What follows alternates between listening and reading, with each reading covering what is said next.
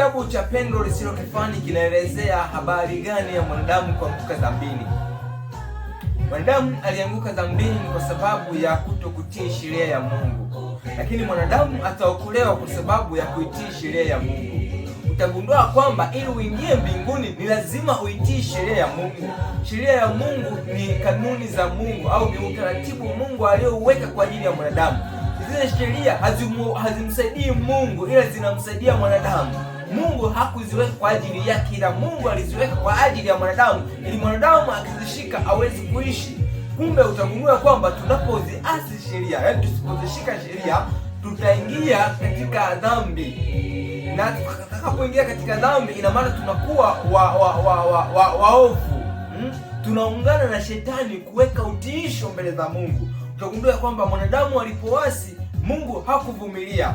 Mungu alibidi ashuke ili kuweza kumwokoa mwanadamu. Kwa nini? Kwa sababu mwanadamu pamoja na shetani walipoungana pamoja, waliweka utiisho utiisho kwa Mungu. Hivyo basi, ili uweze kuingia mbinguni ni lazima kuzitii sheria za Mungu.